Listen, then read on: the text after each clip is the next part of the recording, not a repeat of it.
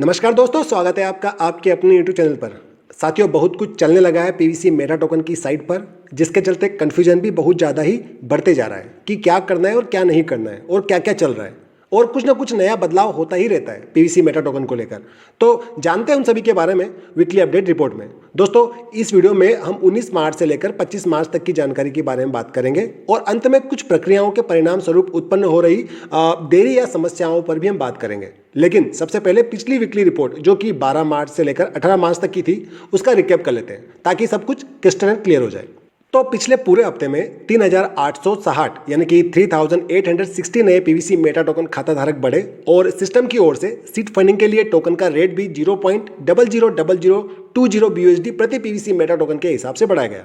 आगे सिस्टम ने 1000 डीपी तक का ट्रांसफर पुनः शुरू किया और इन डीपी को पर्लवाइन की सीड वैल्यू प्राप्त करके ब्लॉक हुई आईडीओ पर भी ट्रांसफर किया जा सका एवं पुनः डीपीयां सीड वैल्यू पर लगाई जा सकी। पर्लवाइन की साइट पूर्ण रूप से बंद कर दी गई एवं एक नया मैसेज दिया गया कि जल्दी ही नए चेहरे एवं विचारों के साथ लौटेंगे। इसके आगे ये बात नोटिस की गई कि जिन आईडियों द्वारा डीपीयां पुनः सीड वैल्यू पर लगाई गई थी, वे पीवीसी मेटा के ट्रांजैक्शन में दिखाई नहीं दे रही है।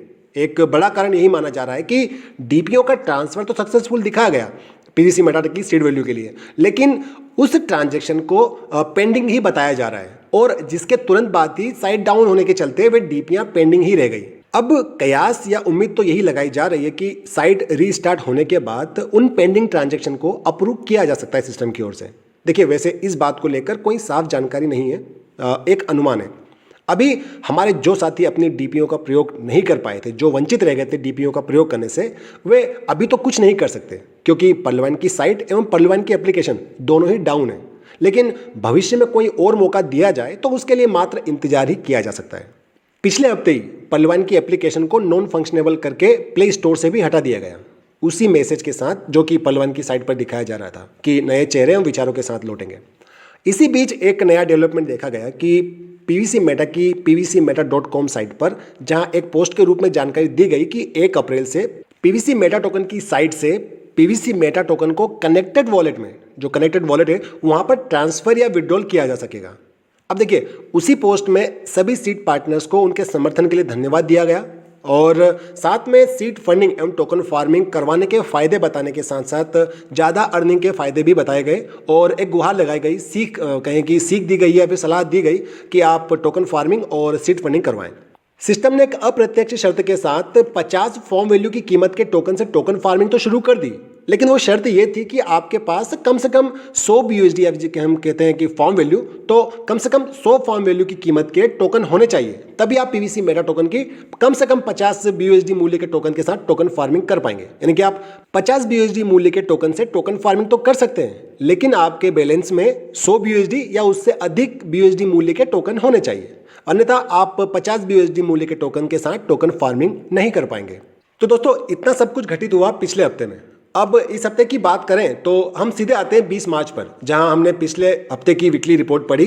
22 मार्च को सिस्टम ने रिवार्ड में मिले पीवीसी मेटा टोकन को कनेक्टेड ट्रस्ट वॉलेट में, जो कनेक्टेड वॉलेट है वहां पर ट्रांसफर करना शुरू तो कर दिया, लेकिन एक नई न्यूनतम और अधिकतम शर्त के साथ। दोस्तों, हमने 24 मार्च को भारत सरकार द्वारा क्रिप्टो करेंसी को भी PMLA यानी कि prevention of money laundering act में शामिल करने की जानकारी पर बात की और यह भी बताया कि क्रिप्टो एक्सचेंजेस की जवाबदेही एवं लेन-देन की पारदर्शिता बढ़ाने हेतु यह कानून क्रिप्टो करेंसी पर लागू किया गया है। इससे ईमानदारी से काम करने वाले, प्रॉपर टैक्स पे करने वाले को कोई डरने की आवश्यकता नहीं है। उसी दिन हमने पीवीसी मेटा टोकन को रिवार्ड ऑप्शन से ट्रस्ट वॉलेट में ट्रांसफर करने की प्रोसेस भी देखी तथा मैक्सिमम और मिनिमम यानी कि न्यूनतम और अधिकतम एक पीवीसी मेटा टोकन ही ट्रांसफर किया जा सकता है, ये भी जाना। दोस्तों, टोकन ट्रांसफर के बाद हाथों हाथ टोकन ट्रस्ट वॉलेट में नहीं दिखाई दे रहे हैं या फिर जो ट्रस्ट कनेक्टेड वॉलेट है वहां पर नहीं दिखाए जा रहे हैं एवं सिस्टम ने इसके लिए 48 घंटों का समय मांगा तथा इसके बीच में कोई दूसरी ट्रांसफर रिक्वेस्ट पर भी रोक लगा दी। यानी कि 48 घंटों में आप एक ही रिक्वेस्ट कर पाएंगे, वो जब रिक्वेस्ट पूरी हो पाएगी तभी आप दूसरे एक पीवीसी मेटा टोकन को अपने जो रिवार्ड ऑप्शन है वहां से ट्रांसफर कर पाएंगे अपने ट्रस्ट वॉलेट पर। साथियों, थोड़ी सी चर्चा हमने इस बारे में भी की कि जो स्टेकिंग से विड्रॉल को लेकर हम आश्वस्त नहीं हो सकते कि सिस्टम 1 अप्रैल के बाद से हमें सारे जो स्टेकिंग पर लगे पीवीसी मेटा टोकन या स्टेकिंग पर रखे पीवीसी मेटा टोकन है उन्हें ट्रस्ट वॉलेट में ट्रांसफर करने देगा। हो सकता है उन पर भी कोई कंडीशन लगा दे। तो दोस्तों, इस तरीके से बहुत कुछ घटित हो रहा है पीवीसी मेटा टोकन की साइट पर टोकन और ट्रांसफर की कंडीशन को लेकर।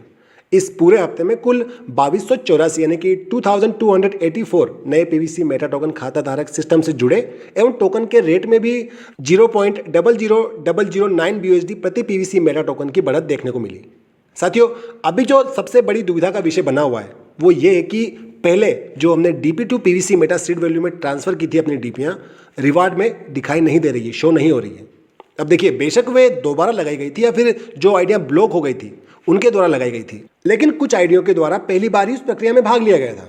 और अब देखें तो पीवीसी मेटा टोकन के रिवार्ड में मिले पीवीसी मेटा टोकन को ट्रांसफर करने पर यानी कि कनेक्टेड वॉलेट में ट्रांसफर करने पर वो भी दिखाई नहीं दे रहे हैं 48 घंटे होने के बावजूद भी। तो अभी तो यही समझा जा सकता है कि सिस्टम इंटरनली कुछ काम कर रहा है अपनी साइट पर। बाकी 1 अप्रैल तक का वेट करना चाहिए, हो सकता है कि उसके बाद सिस्टम प्रॉपर्ली फंक्शनल हो जाए। साथियों, एक बड़ा मुद्दा जो कि आप बार बार पूछे थे मुझसे, कई बार सवाल पूछे थे और मैंने इस पर वीडियो नहीं बनाया क्योंकि इतना खास नहीं लगा।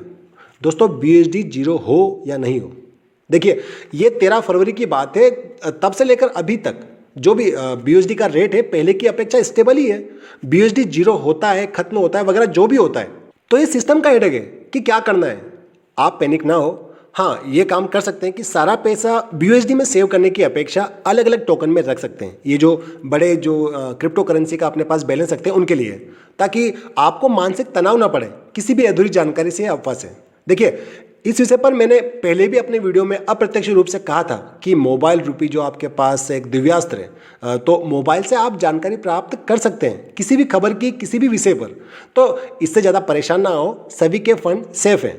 और वैसे भी आप जो स्टेकिंग पर आपके टोकन रखे हैं, क्या कर लेंगे आप उन पर? तो जो भी करेगा सिस्टम करेगा, इसलिए डोंट वरी। आगे दोस्तों, पल्लवाइन की साइट के पुनः शुरू होने को लेकर कोई जानकारी नहीं है। अभी रिवार्ड के पीवीसी मेटा टोकन को छोड़कर ट्रांसफर और विड्रॉल बंद है। पीवीसी मेटा टोकन का रेट अभी 12 BUSD के आसपास स्टेबल है, स्थिर है और धीरे धीरे बढ़ते ही जा रहा है अपनी ट्रेडिंग पर।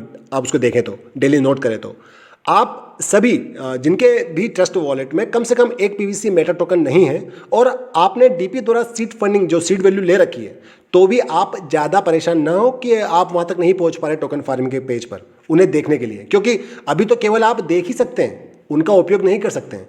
तो बेवजह टोकन खरीद कर केवल ट्रांजैक्शन देखने के लिए पैसे खर्च ना करें। हाँ, यदि टोकन फार्मिंग करनी है तो आप बेशक टोकन खरीद सकते हैं। दोस्तों, आज की इस वीकली अपडेट रिपोर्ट वीडियो में इतना ही है। मिलते हैं अगले वीडियो में। वीडियो को लाइक, शेयर और चैनल को सब्सक्राइब जरूर कर लीजिएगा। और दोस्तों, वीडियो के अंत में कहना चाहूँगा कि लोगों को अपने सपने मत बताओ, बस उन्हें पूरा करके दिखाओ, क्योंकि लोगों को सुनना कम और देखना ज़्यादा पसंद है। तो बस इसी नोट के साथ ये वीडियो का अंत। God bless you all. जय हिंद।